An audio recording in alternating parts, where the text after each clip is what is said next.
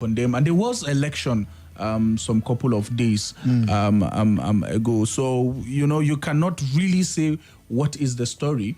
But, for one family to be ruling for 53 and something years, it's a questionable thing, actually. It's really a questionable thing. Let's stay with our conversation on health sector, which is quite important. There is a new minister of health in town. A lot to talk about. If you look at his antecedents, one would, if he brings that level of experience to board, which is cruising well in our health sector. And looking at some of the statements that he made to say, we need to scale up the budget for health. We cannot be doing health person for as low as $14 to a person, and at some of those critical points. But what state do you think we are exactly in our PHC, in our primary health care centers, 774 government? Are we cruising? Should that place given some level of attention? To be honest, you've got a lot of political talk about primary health care for the past decades. Almost 3 or 4 presidents spoke about a lot of things around primary health care, right? Expanding of primary health care. To the extent there was a conversation having to have one primary care per political ward in the country, which is a thing, which is a welcome idea. But one of the things we are not seeing is the actualization of these particular things, right? So if you look at what we are going now, to be honest, our health sector is in something else, right? From the primary healthcare, the secondary healthcare to the tertiary healthcare, and that's why you see that opening of human capital development has been having issues in the district, and the kind of service delivery has been having issues, and equitable access to the health sector. It's another issue. Now, if we go back to capital, a lot of us are moving out of the country. A lot of nurses are moving out of the country. A lot of people that are supposed to be working in the health sector are moving out of the country. And if you look at what is the percentage of people that are benefiting from health insurance schemes, and the National Health Insurance Scheme, is another questionable thing. Now, if you move out from that, what kind of service do we provide in our hospitals, in our government hospitals? You'll be hearing stories, different kind of stories that you'll be hearing around these issues of facility. And then there used to be this declaration that says, 15% of every country's budget goes to the health. Have we made up that percentage? How many states today can outrightly come out and say they have a functional and a working health insurance scheme? That is, they have a policy that implement, and then what are we looking at? We're talking about health sector accountability. Accountability mechanism is massive, and these things that we tend to. Now, if you're talking about health sector accountability today in Nigeria, you're talking about what is the threat is incubating this particular thing. We talk about the Open Government Partnership that Nigeria is a member country in it. And then service delivery as a thematic area. Health sector accountability should be part of that point.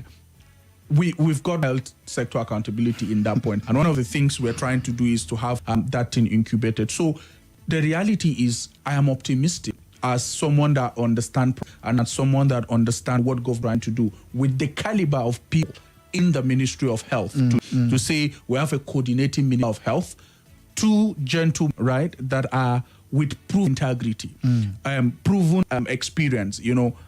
Professor Ali Pate happens to be part of the system from MPHCDA, that's National Primary Healthcare Development Agency, to the State Minister of Health, and then a lot of progress that were made when I'm there. And then the state that it has a lot of experience practicing in the US and back in Nigeria.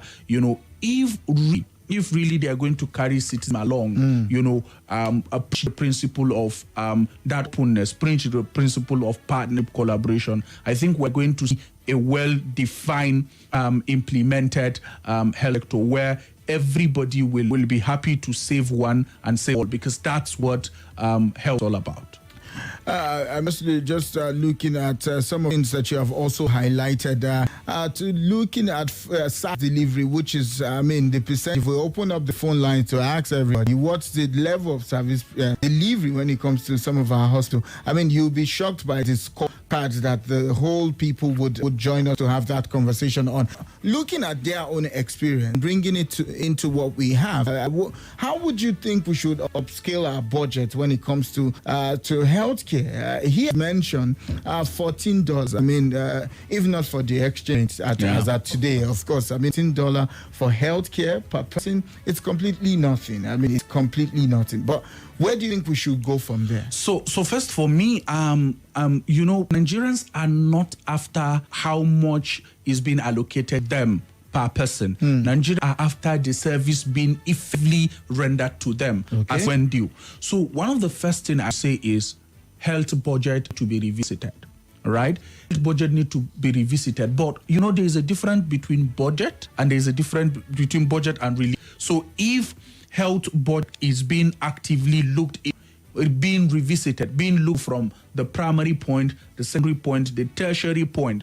And then we've got a very fantastic idea during the last administration of the passage of the Basic Healthcare Provision Fund, which 21% of the consolidated revenue to that part of health. It's a thing. It's good policy, but it needs to carry people along. So one thing we need to be sure about is that budget being revisited, and then releases of the budget, then citizen engagement, citizen feedback, you know, citizen carried along to say, oh, okay, this is what we think is possible. Citizens are the owners. So let's give them the ownership of this particular sector, right? Let's listen. So I feel it will go a long way in supporting the citizen. And then you see this health insurance. There is no health without health insurance, right? So when we get to have that, service delivery will be effectively and judicially implemented. And then one of the things I would say, we conducted some sort of one whole meeting across the 6 political zone of Nigeria just to hear about people's perception, you know, around health sector. You know, what are things people look in, you know, at their first steps of facing healthcare. So sometimes it's about whether the health is there, the primary healthcare is there, or the secondary healthcare is there. Do people trust the system? Right? You know, we've got a lot of things, you know, we've got a lot of reforms in the health sector, but we need to go back to, and that's why I talk about citizenship, where people being trust of health. For now, health will not trust the system, and if you don't trust the system, before the system is produced. And question that the ministers have to is trying to strengthen the policies around health sector, also engage citizens to begin to build that trust that is not and confidence that is there, so that citizens can trust the system and believe in what the system is providing. Let's go back to COVID-19 vaccines, and your organization was back to flow through that we get notified about the no need arrived and all of that. Do you think there was proper engagement at that time with citizens on the effectiveness of the vaccine? Because we are here again to also look at vaccine as approved by World Health Organization, the last administration, former minister of, and go again. Do you think any engagement is being made with the citizens would be having the same issue, the same doubt issues we had during COVID-19 vaccination? All right. So for me, I would say it's not about we only do. A lot of people do a lot of things, but I just want us to understand. There has been vaccine deprivation. There have been vaccine issues. There have been vaccine distribution issues. There have been vaccine acceptance issues. And then there have been the biggest vaccine hesitancy. Right now, I have worked on vaccine equity distribution in 10 different countries, right? Implementing CETA, transparency and accountability project. And one of the things that we have to do, conduct research in countries to understand what is hindering people from taking vaccine. Now, coming back to Nigeria, I tell you, what are the vaccines that we were acting? All the vaccines that we've got are all vaccines that were given to us. COVID vaccine that we've got in vaccines that were donated to us by well-meaning people, right? And then what are the acceptance level? To some extent, some demographic people have accepted. And then you have to give it to government in how the Nigerian government conduct during COVID and the vaccine. There were a lot of losses. They also have tried in engagement. A lot of engagement, a lot of means. We've done what is market storm. And market will be saying, come and give them. We will campus activation where we go campuses talk to people about this. And then we've conducted town hall meetings to see what people are thinking around that. So the engagement can also, I think, we need to do more collaboration. I know they've done a lot and positive shows about the demography of young people to take vaccine, to see the amount of health sensitive vaccines. It's massive. I am enough people taking complete the next has been massive. So some people have a lot of concern about it. And we've got Johnson, we've got Moderna and what have you. If you can remember, there was somebody that studied law. There is this case that Pfizer used to have. So when anything has to do with Pfizer, let me give you an example. A personal example. My mom used to be in Kano when they had that issues of the Pfizer vaccine. That time that a lot of people died and stuff. So when I was convinced her about taking it, and then boom, she saw his Pfizer product. No, I can't take it. So, but we have to know that I've taken the first, the second shot, and the booster shot of vaccine, and I'm sure you yourself have taken it. There's no spoon magneted to you. Thank you. So there have been a lot of conversation around it. Some people have valid reason not to take the vaccine, right? So nobody is forcing you to take it, but we're saying, take the vaccine so you can save yourself, save your fee. At least in a general times, you can save or because that's what the vaccine. If you look at statistics, has helped to save a lot of people from China. Right, let's go for a quick commercial break. We'll come down the phone lines for you to be part of the question. Stay with us. We'll be right back. Politics of our nation. They have that right.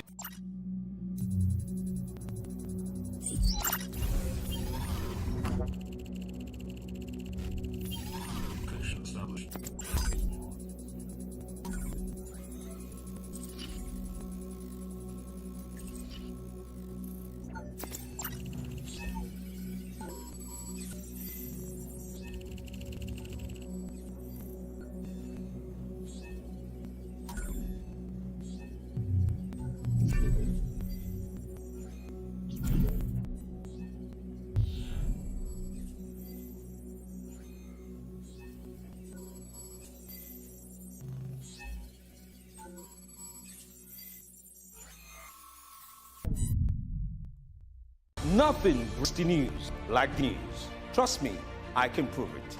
I do it every morning on Morning Crossfire from 5 a.m. to 9 a.m.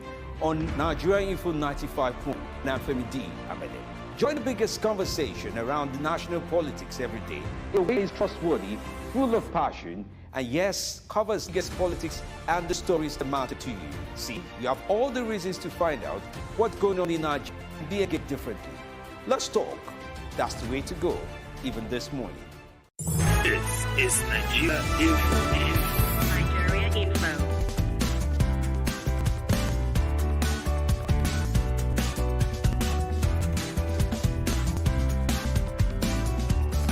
This is Nigeria Info. Nigeria Info.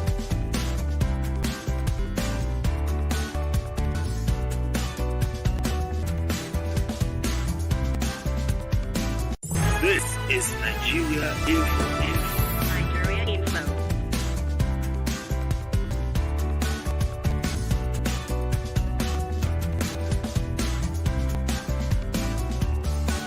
This is Nigeria Info.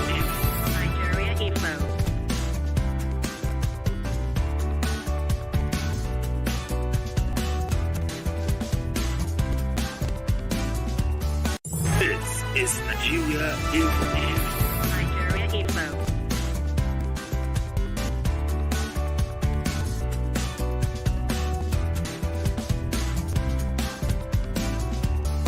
This is Nigeria Info. Nigeria Info.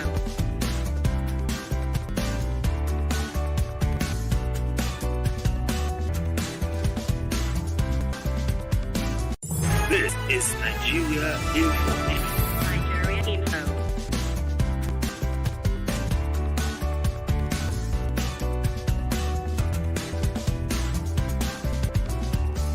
This is Nigeria Info. Arriba. This is Arriba. This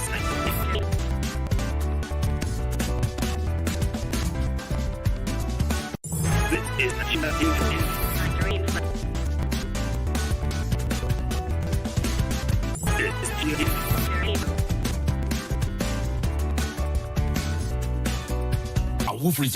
Sharp. Them don't stamp. Buy oil skin oil. Say Nothing breaks like the news. Trust me, I prove it. I do it every morning on Morning Crossfire from 5 a.m. to 9 a.m. on Nigeria Info 95.1 and with D. Amede. Join the biggest conversation around the national politics every day. The word is trustworthy, full of passion, and yes, covers the biggest politics and the stories that matter to you. See, you have all the reasons to find out what's going on in Nigeria and doing it differently. Let's talk. That's the way to go, even this morning. This is Nigeria Info. Nigeria Info.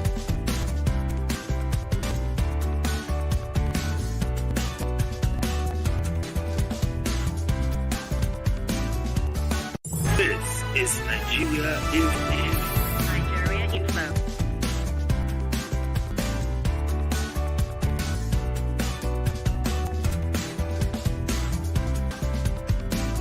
This is Nigeria Info.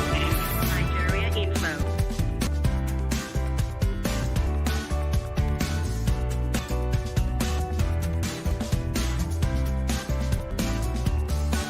This is Nigeria Info. Nigeria Info.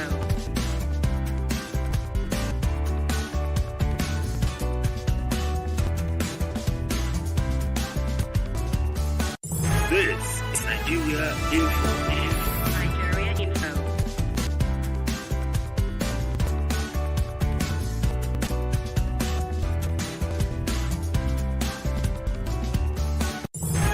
is Nigeria Info. Nigeria Info.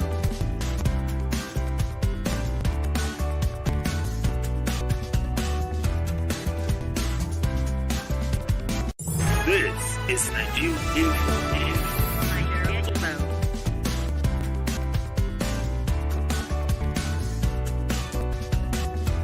Info. This is Nigeria Info. Nigeria Info.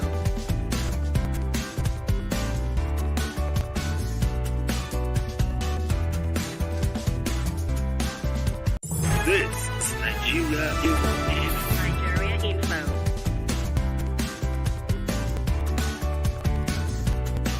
This is Nigeria Info. Nigeria Info.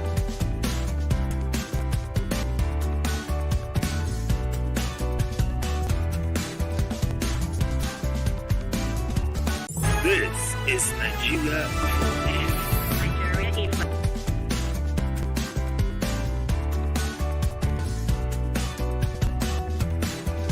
By Nigeria, NAFDAC also in sync of that conversation. But do you think doing enough in sensitizing the people?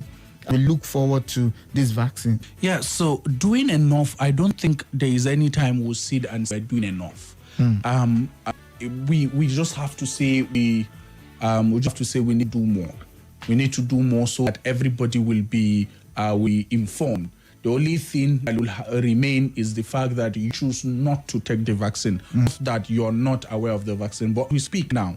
A lot of people are not aware of that of vaccine coming in. Vaccine is not just about COVID vaccine or the vaccine. I'm sure there are a lot of vaccines that are going around, that maybe people might not be aware of.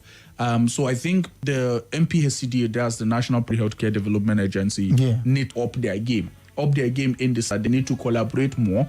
They need partner with media organizations and other stakeholders, critical stakeholders, in seeing how they can massively enlighten people about this very conversation of vaccine, so that we can breach that issue of vaccine hesitancy, because there are a lot of that have misconception, misinformation around this. Then sometimes because they can't.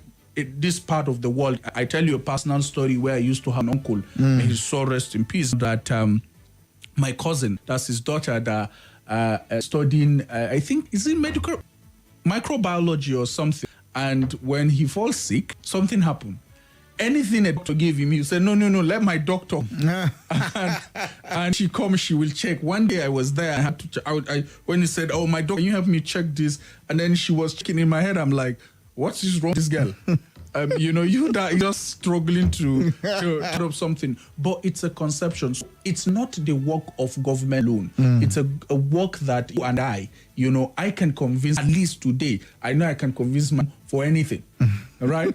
I know at least I can convince maybe my girlfriend for anything, right? So if I can start with these two people, right, you can all start with maybe 3 or 4 people. This is how the information can go around. It's not just the work of government or the work of MPACD or the Ministry of Health or state commissioners or ministries of health in the state, but it's a work of every citizen. And that's it's good for us to have that citizen government feedback mechanism where, you come and say, this is what you intend to do. This is how you intend to create awareness. I know we signed an MOU with MPACDA around that, and then we've been doing some amazing job around that, but it's not just a job we're doing. How many lives have we been able to save?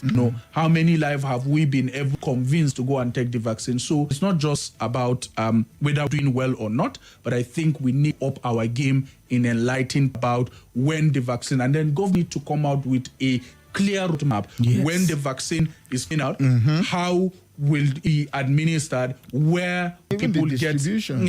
this, and what is the distribution level, and then what is the story behind it. Is it going to be like COVID, where you take one, people tired, our lifespan, because a lot of things happening now, government is rolling out palliative just to caution of a lot of things that is happening. Nigerians are angry. Nigerians are suffering to some extent.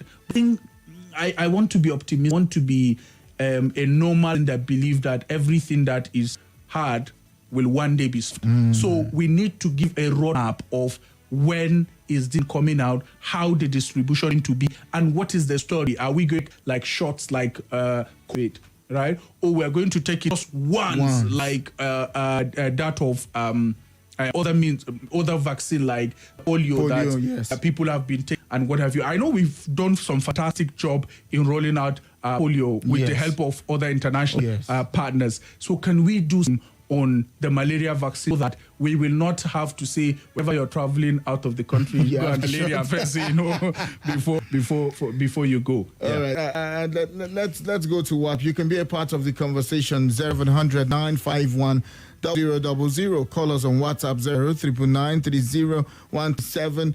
Hafsat here on WhatsApp. Good morning, Effizy and the guest. Nigeria will be glad to witness these new changes in the health sector. Holy, okay.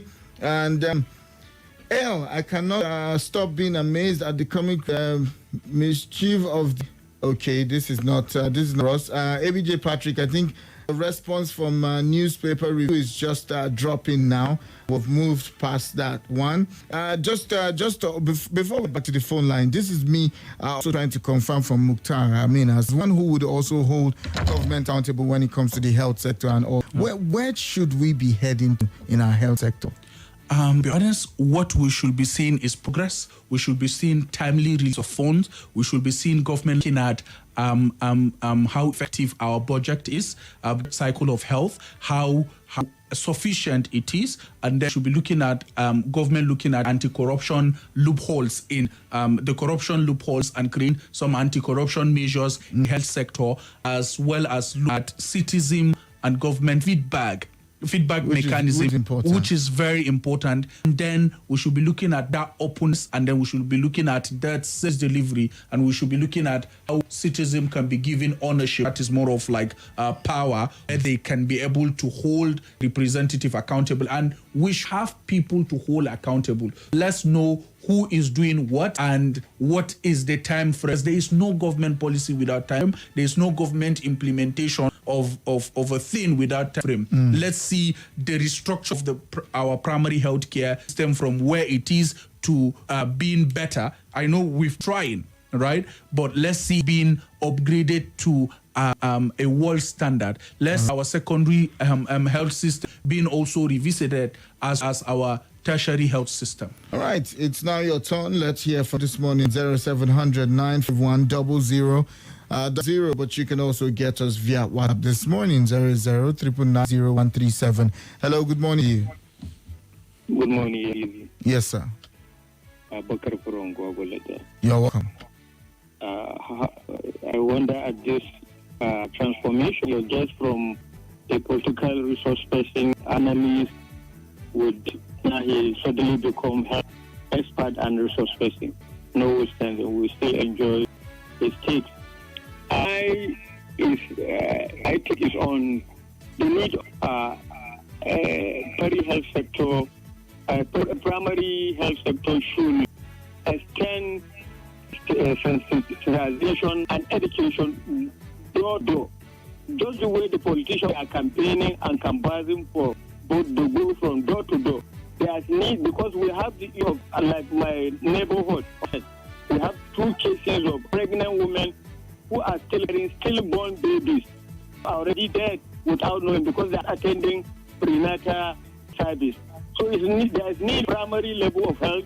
Help us to be carrying out door-to-door campaign, because most of the women, due to poverty or religious issue or cultural practices, they not go to prenatal. That is my take. All right, thank you. I don't know how we'll respond to this. He's saying, let's extend the campaign to door to also educate some of these women, citing example with some women in his environment. Say, they've not been in antenatal. This could be due to religious belief, traditional belief, cultural belief, and yet they're still moving around like that. What would you say to that? Yeah, so what I would say is the fact that why it's not the job of only government. I think if you understand that is a problem, there is a way we can always talk about religious belief. Where do we get the belief? We have preachers, we have teachers that talk to us about what the religion says, what are the silent appeals of the religion, and how the something is being done. All right. Right? Let's this one, looking at our time. Yeah. Hello, good morning to you. Sahel Effizy. Good morning. This is Mazi Destiny Anthony. Mazi, welcome to the show. Let's talk. Thank you, and good morning to our guests. Thank you for the information that you've given to us. We are thankful. But this is my position, when it comes to this vaccine thing. What our laws say concerning those who, spread some information to dissuade others from taking the vaccine. When the COVID issue, some people say if you take it, you will not become style. Some say if you take it, that means it's going to cut you short. There are all manner of things that they threw out there. And whether you like or not, some people didn't go present themselves to take the vaccine. Now, exposing those people who are underlining amen to this because we don't have, we are not really good when it comes to keeping record data, sorry.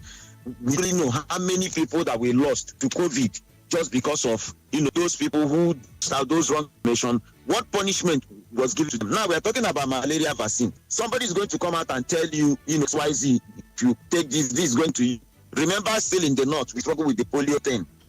Some are yet to accept the polio, its efficacy. All right. Please, thank you, we Mazi. really need to have thank you so much. Okay. Thank you. Muktar, just looking at our time, I think we have less than 2 minutes, so I'll allow you to rest to all of that.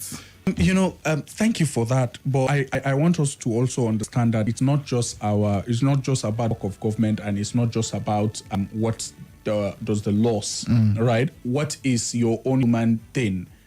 People come out to say, people with proven integrity have come out to say, okay, we've taken this and has done well for us, and this is that. So what we need to do is to really consider ourselves progressive people, right? Okay. To also look inward and see what are the measures government is doing and trust the system.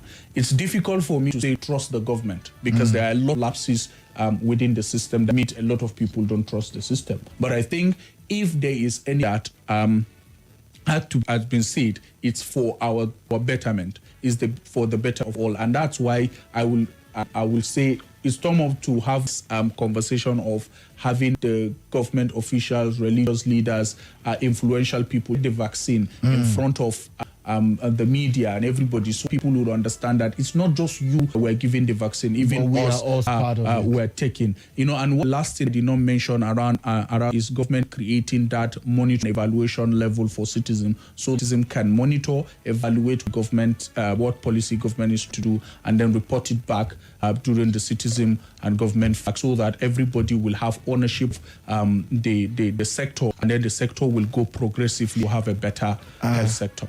Thank you, Muktar Modibbo, Committee Engagements Manager, Connected Development, for coming. Thank you. It's always a pleasure to hijack you and you in to have conversation. But we'll up with you and also ensure that you come and tell us your own part of the story once all these vaccines, we get it on and we see the government roadmap to you. Thank you so much for coming. Thank you for having me. Nothing breaks the news like news. Trust me, I can prove it. I do it every morning on Morning Crossfire from 5 a.m. to 9 a.m. on Nigeria Info 95.1, and I'm Femi D. Amede. Join the biggest conversation around the national politics every day. The way is trustworthy, full of passion, and yes, covers the biggest politics and the stories that matter to you. See, you have all the reasons